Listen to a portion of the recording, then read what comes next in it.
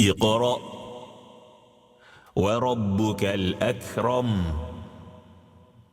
الذي علم بالقلم علم الإنسان ما لم يعلم بسم الله الرحمن الرحيم الحمد لله رب العالمين اللهم صل وسلم وبارك على سيدنا محمد وعلى آله وصحبه أجمعين. Assalamu alaikum wa rahmatullahi wa barakatuh. Welcome back to a new episode of the SimplyRYQ. SimplyRYQ Surah 2 Al-Baqarah, as well as SimplyRYQ Q&A series brought to you by TVQ.Academy, your borderless school of the Qur'an. In fact, today the Q&A is not only Surah Al-Baqarah related, it is related to every other part in the Quran. So SimplyRYQ Q&A brought to you by TVQ.Academy, your borderless school of the Quran. So how have you been, my good friends, my beloved ones, my companions in the journey of mastering the Quran, in the journey of developing a strong bonding relationship and companionship with the Quran, which we pray that Allah subhanahu wa ta'ala will grant us its protection in this dunya as well as its intercession on the day of resurrection. On the day of resurrection, when la yanfa'u malun wala banun, when neither money or wealth benefits nor plentiness or abundance of children will benefit anyone. Illa man atallaha biqalbin salim, except the one who comes to Allah with pure and clean heart.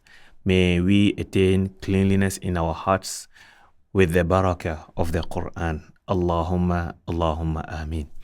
So today we are having a new episode, and our daily activity for today, or our daily session, comes from session number 14 by Allah's will, and it comes with one item which reads: what is the correct way of articulating silent letters?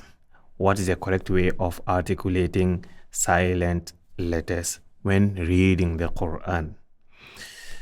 This question, although it looks simple, it looks easy, but when it comes to Quran reading, it defines who knows what he is doing when reading the Quran. And this is regardless, across all spectrum of Quran recitation. As simple as it looks, as easy as it may seem, at first glance. In order to answer this question effectively, it is important that we identify a very basic characteristic of the Arabic alphabet, or letters of the Arabic alphabet. That is the characteristics of heaviness as opposed to flatness, roundness as opposed to flatness, heaviness, lightness, roundness, flatness. And this is what they call tafkhim and tarqiq. Tafkhim and tarqiq are primary characteristics of the Arabic alphabet. If a letter is not tafkhim, then it is tarqiq, or a letter is either tafkhim or tarqiq. And there are exceptions of, or two exceptions of letters which can be tafkhim and can be tarqiq. We are not going to talk about them because I have talked about them in the Arabic Amma Practical Tajwid series, as well as in the Arabic alphabet episodes in the Amma Practical Tajwid series. So, what are the letters of tafkhim? The 26 letters of the Arabic alphabet are divided into two. 7 of them are heavy. They are permanent heavy, constant heavy.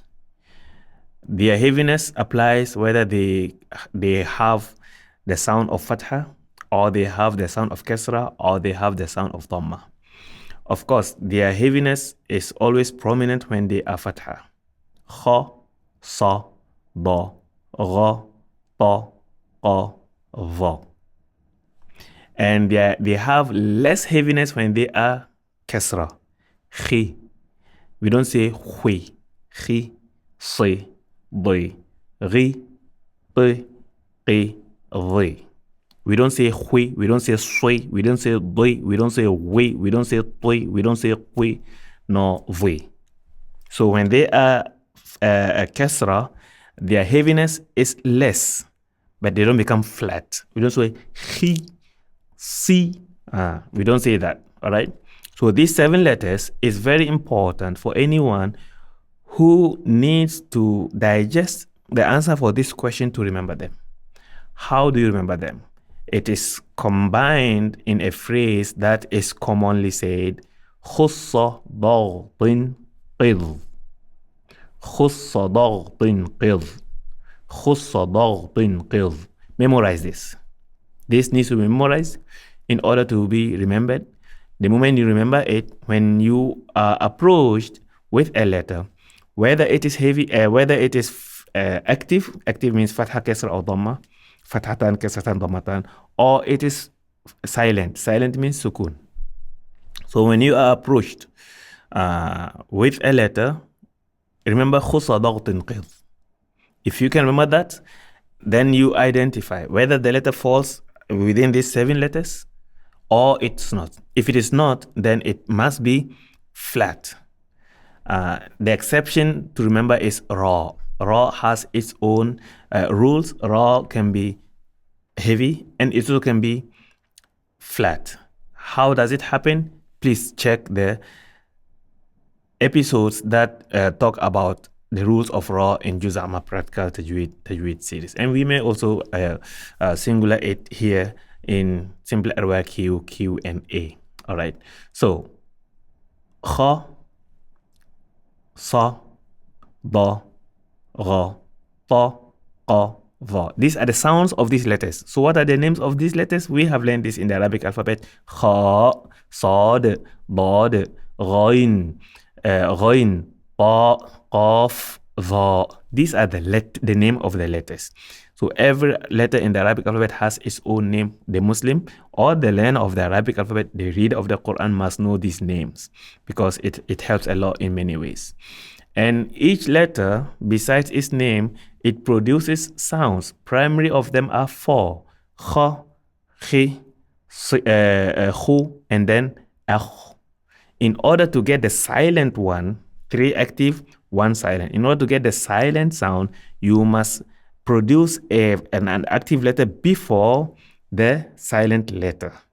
When you produce that, only then you can actually articulate a silence for the letter. So we say akh, or you can say ich, or you can say ukh. It doesn't matter what letter comes before.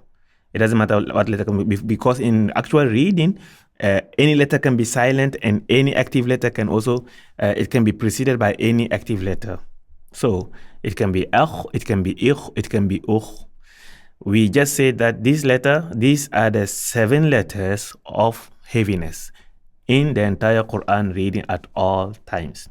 We say as, sa, is, sa, us, sa. We say dad, ad, da, il, da, ud, da. So how do I identify? How do I pronounce it when it is silent? First, put an active letter before it, and then when you reach to the letter, hold on to the sound of the letter. Akh. Don't say akha. Akh. And then apply fatha to it. Kha. As, sa. Al, da. Then you will be able to tell whether you are pronouncing it heavy or you're pronouncing it flat. So if you say akh, kha, that means you are pronouncing it flat. But if you say akh, kha, then you're pronouncing it what? Heavy. The same thing applies to dad, al, da, al, da. It is important to know that if you change the letter from flatness to from heaviness to flatness, it may turn into a different letter. This is very important. So for example, sad, instead of saying as sa, if you make it flat, it becomes as sa, sin. Dad, instead of saying al, da, If you make it flat, it becomes adda, dal. Ta, instead of saying at-ta. If you make it flat, at-ta, it becomes ta. Qaf, instead of saying aqqa, if you make it flat, akka, it becomes kaf. And the same thing applies to dha. Al-dha, if you make it flat, al-dha, it becomes dhal. So these are very, very, very significant, very important. Okay, now let's take examples on how to identify them. Remember the phrase khussa dawtin qidh. So I'm going to give examples of letters with silence. You look at khussa dawtin qidh and tell yourself, this letter, is it flat or is it heavy? If the letter is not in khussa dawtin qidh, then it is definitely flat. If it is in khussa dawtin qidh, then it is heavy. Remember, the exception is ra. Ra has its set of rules, which we have learned in Juz Amma Practical Tajwid series. We may also learn it here with no promises, but we may learn it here as well. Now, here are examples. Remember this here, khussa dawtin qidh. We have, look at the kha here. Look at the kha, and then we say, will you say akh or will you say akh? Whether you say akh or akh, stop there and then apply fatha to the kha right away and see what happens. If you say akh, apply fatha, kha. If you say akh, apply fatha, kha. Which one is correct? Now you look here. Khussa dawtin qidh. These letters need to be heavy. And then when it's heavy, you open your mouth. Kha. You don't flatten your mouth. Kha. Kha. Kha. Akh. Akh. Alright. So kha falls under these 7 letters, identified letters. Kha. In fact, it's the first letter. All right, that's why the arrangement in the first, in the beginning, is given like this. I could have said, kha, sad, dad, and then ta, and then dha, and then ghain, and then qaf. These are the sequence in the Arabic alphabet. But we put it here to match this phrase, to make it easy. Khussa dawtin qidh. Kha, sad, dad, ghain, ta, qaf, and dha. Okay, so now remember this at all times, and then this is an example. Should I say akh, because this letter here is flat, and that's why the common mistake always comes in. The people let the letter that precedes the silent letter decide what the silent letter becomes, and it's not like that. A silent letter is an independent letter on its own, unless it is ra. Ra follows what comes before it when it is silent. Other than that, every letter has its independence, and it must be treated the same that way. Otherwise, it will take offense or feel discriminated against. So here we go. Akh, because kha is one of the heavy letters, and we say kha, we don't say kha. So we say akh. If this is kasra, is ich, not ich. If this is dhamma, it becomes ukh, not ukh. Next will be sin. Look at the sin. Now we are identifying we are talking about how to pronounce a silent letter. So we focus on any letter that comes with sukun here. But before we pronounce sukun, we have to precede it with an active letter. This active letter can be fatha, can be kasra, can be dhamma. So we say, if we see it here, it is dhamma. We say yus. Now, I purposely said yus. But sin, look at sin. Is sin one of these letters? No. Sin is not kha, it's not sad, it is not dad, it is not ghain, it is not ta, it is not qaf, it is not dha. Sin is sin. So since it is not here, then it is flat. Now, why will anyone say yus? Because he's allowing the heavy, the roundness of the dhamma. Because in order to pronounce dhamma, you have to round up your lips. You, mu, nu, du. He lets the roundness of this of pronouncing the ya affect the sin, and that is not right. So we say you, s. Why do we say you? S? Why can we say yus? Because if you say yus, it becomes sad. It becomes sad. Right. So here we say yus. Had this one been fatha, it shouldn't have been a problem. Yes. Has it been kasra, it shouldn't have been a problem. Yes. But it is dhamma, yus. Yes. Yes. Yus. So we are focused on the is, regardless of what comes before it. Yes. Yes. Yus. Moving on, we have ghain. Focus on the silent letter. Gha. Does it fall under here? Yes. So we can only say gha, mar, ar, ir, ur. Why? Because it falls here. Again, the letter that precedes the silent letter does not decide how this letter should be sounded, should be pronounced, or should sound. Mar, mir, mur, and not marra, mirra, murra. It is marra, mirra, murra, al-maghdubi, غير المغضوب. Take a look at the lam. Does lam fall under this? No. So can we say la? No. Should we say la? Yes. Therefore, it is ta. Even though this letter here, it is one of these ta. So we say ta, but we don't let its heaviness affect this, the flatness of this. Tol, not tol. This word, it is important for us to be able to control our lips, our mouth, when we are reading. When we are reading the Qur'an, when we are talking, probably by right linguistics will say you have to control your mouth when we speak. Whether we do that in our daily conversation or not, that's a different story altogether. But when we read the Quran, we should apply this. We should be in charge and control our mouth and decide where they go whenever we want to say anything. We shouldn't let them control us. So tol, not tol. The next will be myth. Myth, this is easy. Tha is not one of these letters, so it's myth. But had this one been dhamma, mu, some will say muth, tha. It's wrong. Muth, tha. Moving on, we have ain, da. Is it right to say da? No. Because this one is heavy, if you are not attentive, if you're not paying attention, you will say da. It is da, ah. It is not ah. The same thing applies to the next letter in the reverse.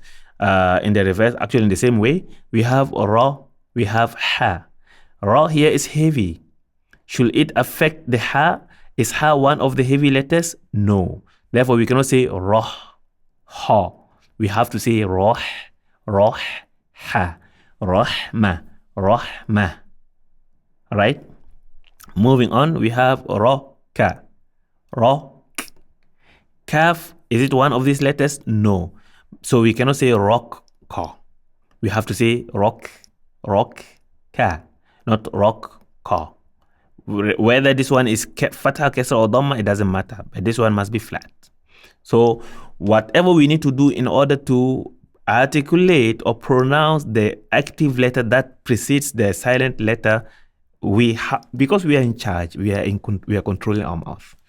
And then the next will be and then so what do we do? Should we say ons because this one is rounded during pronunciation?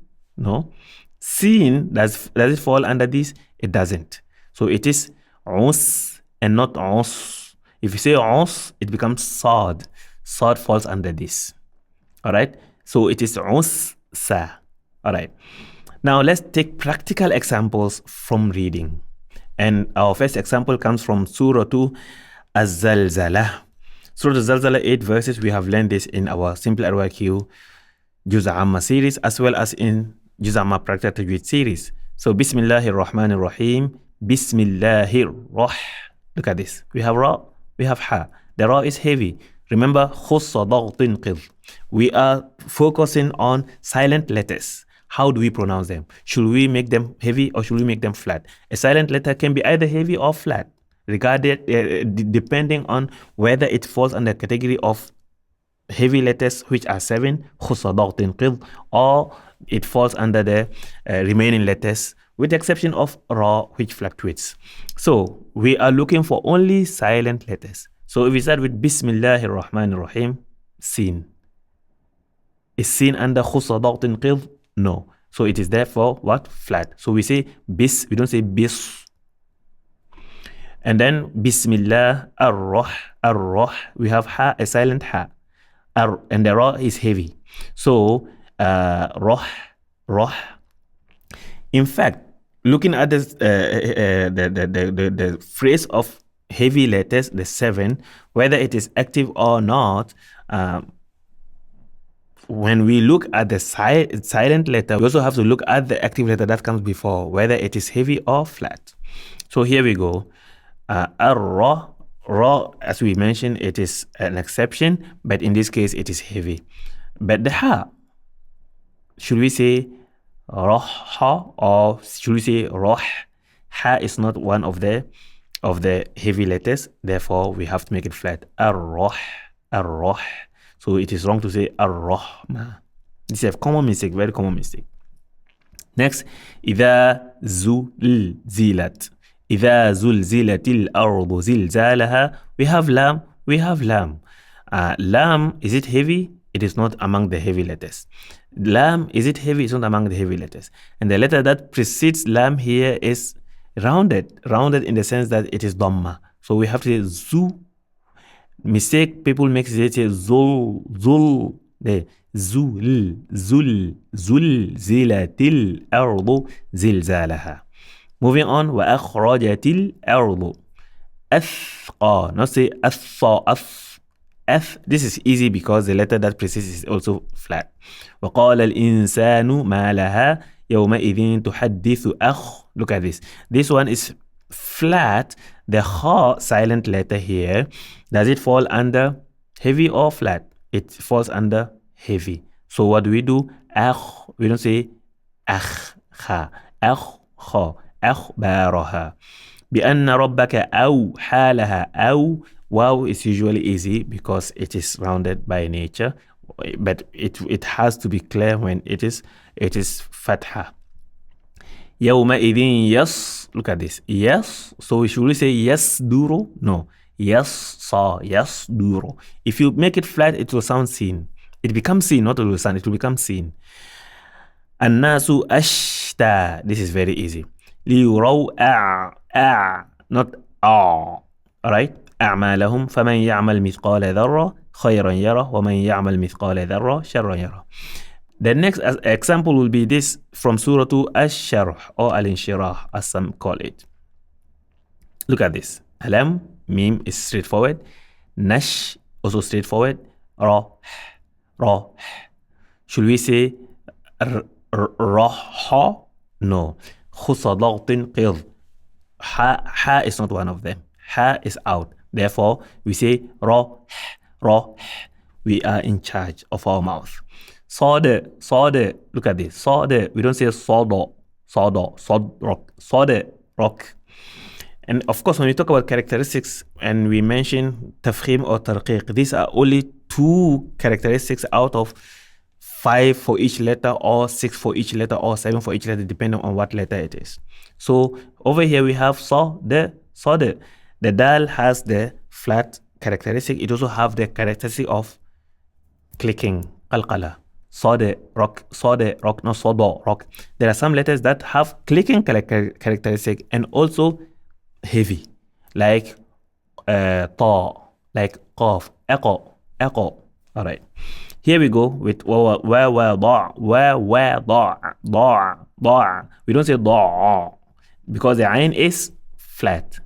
It is not under the khusa dagtin qidh. Anka wiz.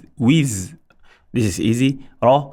When you stop on a letter, we agree that when you stop on it, it becomes silent. We apply rules of silence on it temporarily. Wiz, rock. We don't say rock. الذي أنقض ظه. Ha is not one of the khusa dagtin qidh. Ha is outside, therefore it's flat. But dha is heavy, so we don't let the dha decide what we do with the ha. the ha is an independent letter. Therefore, ha, not ha. Rock. وَرَفَعْنَا لَكَ ذِكْرَكَ. Here we say ذِكْ, not because the letter that precedes kasra, because it is silent and it is flat by nature. And here, therefore, when we come here, we also apply that same thing to it. Rock. How it sounds here, it should sound the same way here, regardless of what precedes either of them. Rock. فَإِنَّ مَعَ الْعُسْرِ. This is the one of the famous because of how it sounds. فَإِنَّ مَعَ الْعُسْرِ, not al-'usr. Al-'usri yusra. إِنَّ مَعَ الْعُسْرِ يُسْرًا. فَإِذَا فَرَغْتَ. This is easy because both are heavy. فَانْصَبْ. Not صَبْ. وَإِلَى رَبِّكَ فَارْ. This ra is exception, but in this case it is heavy. غَبْ. We don't say غَبْ or غَبْ. Alright. So these are examples to illustrate and explain how we should recite or how we should correctly articulate a silent letter when reading the Quran. I hope this answers the question by Allah's will. So if any other questions, please do drop them in the comments below or let me know so that I will highlight them in our future Q&A. Brought to you by TVQ.Academy, your borderless school of the Quran. With that, we have come to the end of this episode. Until tomorrow, I leave you in Allah's protection. See you in Jannah. Wassalamu alaikum wa rahmatullah. اقرأ وربك الأكرم الذي علم بالقلم علم الإنسان ما لم يعلم